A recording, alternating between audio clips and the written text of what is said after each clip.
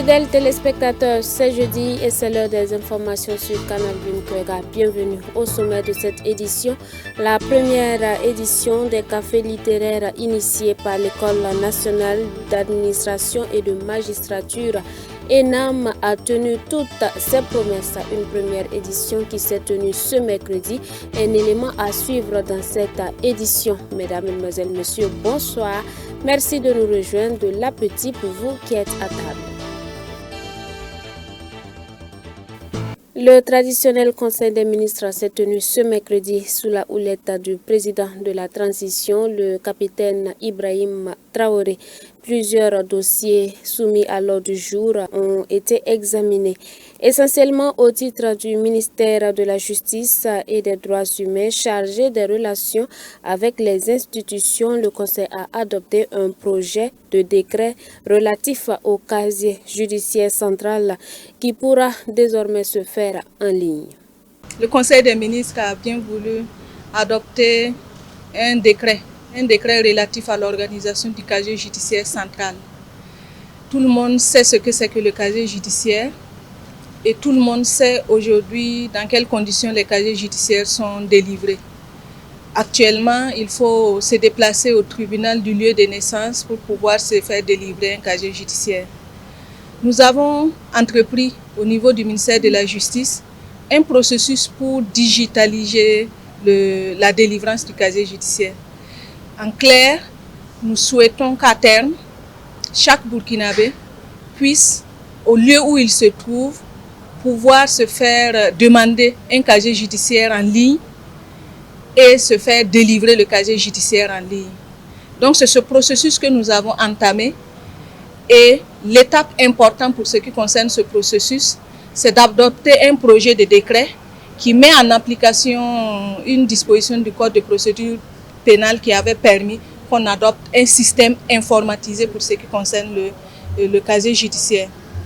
C'est une étape très importante pour mon département parce que ça va nous permettre de prendre les autres textes, notamment les arrêtés qui vont constituer avec le Code de procédure pénale le corpus juridique qui va nous permettre d'avoir un système informatisé pour ce qui concerne le casier judiciaire. Son avantage, c'est que l'ensemble des informations concernant les personnes condamnées sont centralisées, ce qui permettra non seulement d'avoir un casier judiciaire fiable et d'avoir l'état de condamnation de toutes les personnes, ce qui nous permet de résoudre un problème de fiabilité du casier judiciaire, mais également cela va nous permettre de nous rapprocher au plus proche des justiciables. Parce que comme je l'ai dit au début, de là où le citoyen se trouve, il pourra demander son casier judiciaire en ligne. Nous vous l'annoncions en titre. Les passionnés de la littérature ont répondu présent lors de la première rencontre des cafés littéraires initiée par l'École nationale d'administration et de magistrature ENAM. Au menu des échanges, les ouvrages des écrivains Sungalo Apollinaire Ouattara intitulé Plaidoyer pour l'État, Abdul Karim Sango pour la culture Je plaide et Antoine Sandaogo Kaboré, le métier du procureur, des ouvrages qui ont appelé à un changement de paradigme dans toutes les sphères de l'État burkinabé. Plus de détails avec Odette Zouangena, Yannick Kaboré. Échanger à bâton rompu sur le synopsis d'ouvrage, tel est le leitmotiv de ce cadre de dialogue, les cafés littéraires de l'ENARC, les clés, une initiative de l'École nationale d'administration et de magistrature ENAM. Très satisfait de cette première édition des cafés littéraires de l'ENARC, les clés parce que nous voulons enfin ouvrir les mentalités. Nous voulons enfin améliorer la culture générale de l'ENARC. Nous voulons, grâce au café littéraire, donner l'opportunité aux auteurs burkinabés et d'ailleurs de rencontrer les futurs dirigeants de ce pays, fonctionnaires de ce pays, aux cadre de ce pays. C'est dans l'enceinte de l'ENAM que les discussions ont tourné autour des écrits de 3 auteurs que sont Abdul Karim Sango pour la culture je plaide, Antoine Sandaogo Kaboré, le métier du procureur et Sungalo Apollinaire Ouattara, plaidoyer pour l'État. Je suis même littéraire de formation, donc dès que les délégués nous ont appris qu'il y aura un café littéraire ce soir, bon, je m'en suis réjoui. Voilà, au point que même dans notre flux, j'ai été désigné donc, pour lire l'œuvre de M. Sungalo Apollinaire Ouattara, donc faire un commentaire et puis participer en fait, au débat.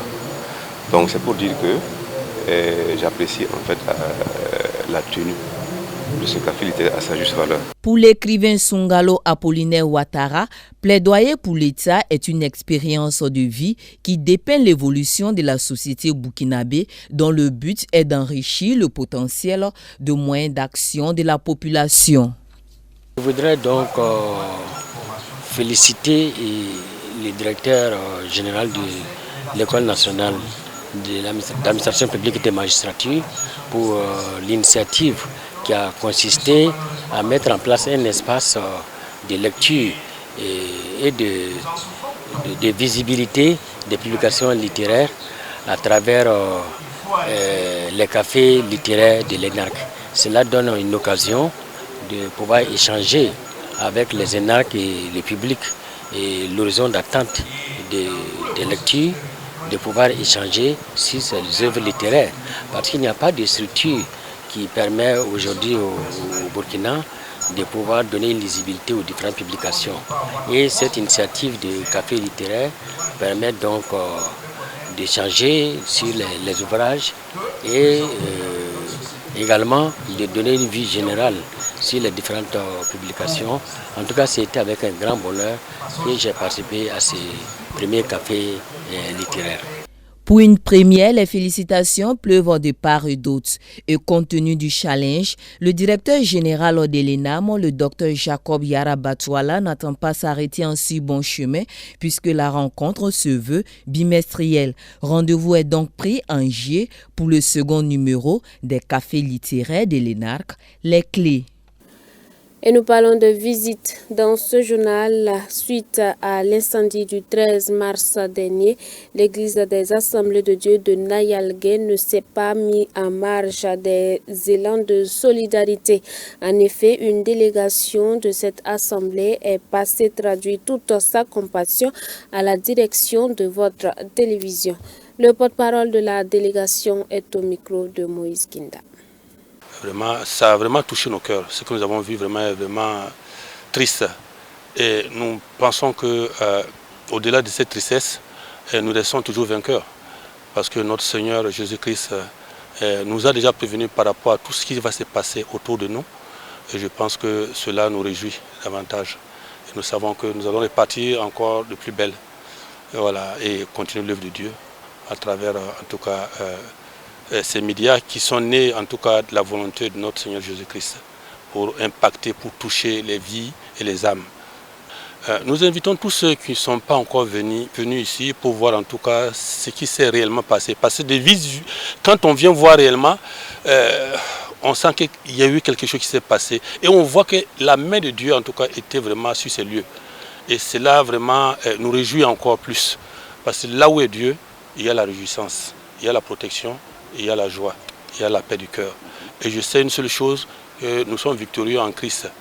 Et nous invitons tous ceux qui peuvent venir encore jeter un coup de voir. Donc cela nous réjouit. Voilà, on en a grâce à Dieu pour cela. Et nous demandons à ce que ceux qui peuvent venir en tout cas contribuer, aider, qu'ils le fassent. Voilà, que ce soit des païens, que ce soit des gens qui n'ont pas encore rencontré le Seigneur Jésus-Christ. Mais je sais une seule chose, qu'à travers cette radio, des vies, des âmes se donnent à Christ. Des millions de Burkinabés se donnent à Christ. Et en tout cas, cette radio impacte vraiment réellement les vies. Voilà, et nous rendons grâce à Dieu pour cela. Un autre sujet dans cette édition, l'exaucement de la prière est l'intitulé du message du culte dominical à l'église des Assemblées de Dieu de Touquin, un culte ordinaire cependant marqué par des temps de louange et d'adoration à la gloire de l'Éternel. Le reportage est de Odette Zouangina, Gédon Tapsoba.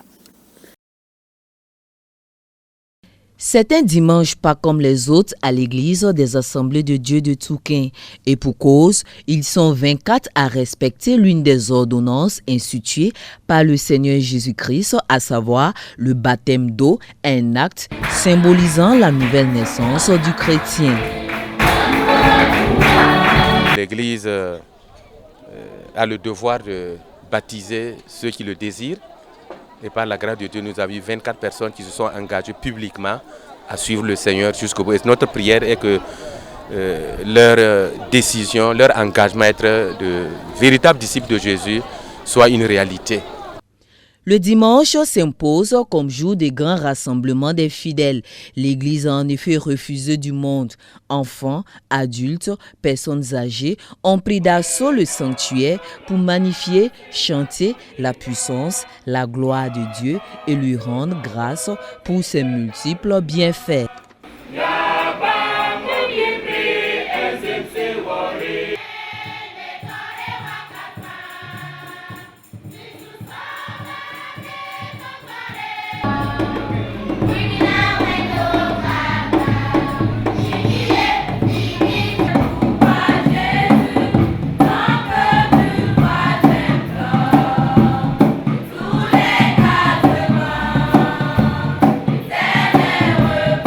La réponse à nos requêtes ou encore l'exaucement à nos prières, comme le stipule bien le thème du message, est aujourd'hui un défi majeur pour le chrétien.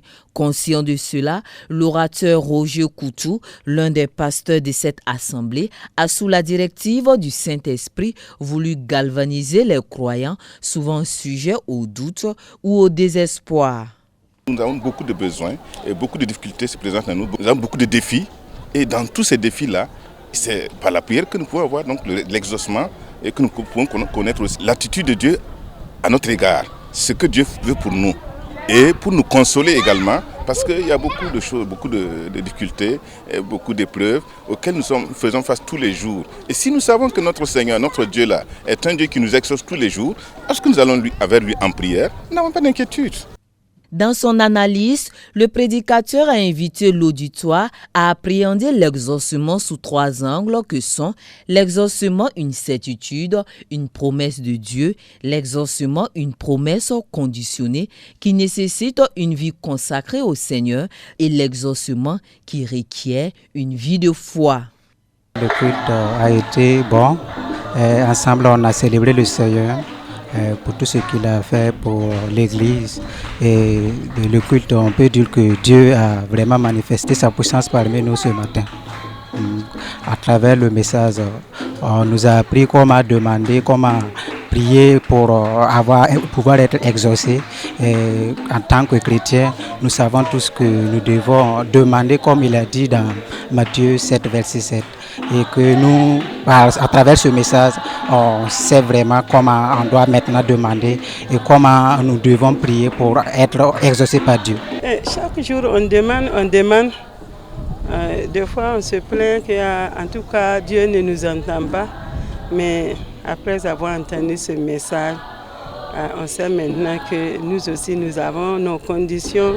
Et Dieu a ses conditions aussi qu'on doit respecter. Et qu'on doit avoir la patience en demandant. Le pasteur Abel de Ranchéry, en fortifiant le disciple de Christ à avoir une foi inébranlable au Tout-Puissant, à qui appartient le dernier mot. Il a dit, demandez, vous recevrez, frappez à ma porte, elle vous sera ouverte, cherchez, vous trouverez. Notre désir est que les chrétiens comprennent ce thème-là. Il ne suffit pas seulement de prier, mais il faut aussi chercher à demeurer en Jésus et adresser des prières qui soient conformes à sa volonté. Il arrive des fois que Dieu veut aussi mesurer notre foi, notre sincérité. Et ça demande aussi plus d'engagement, plus de foi, plus de persévérance. Et je crois que c'est ce message aussi que Dieu a voulu que chacun d'entre nous entende, que lorsque l'accomplissement de nos prières tarde, il faut pas baisser les bras et donner raison peut-être à nos sentiments ou à l'ennemi. Implantée depuis 1978 à Somgandé, l'un des quartiers populaires de la ville de Ouagadougou, l'église des Assemblées de Dieu de Touquin, fort de ses 500 membres, désire sous la houlette du pasteur Abel Zongo être une assemblée à l'image de l'église de Philadelphie, c'est-à-dire une église qui garde la parole de Dieu et qui ne renie pas le nom de Jésus-Christ.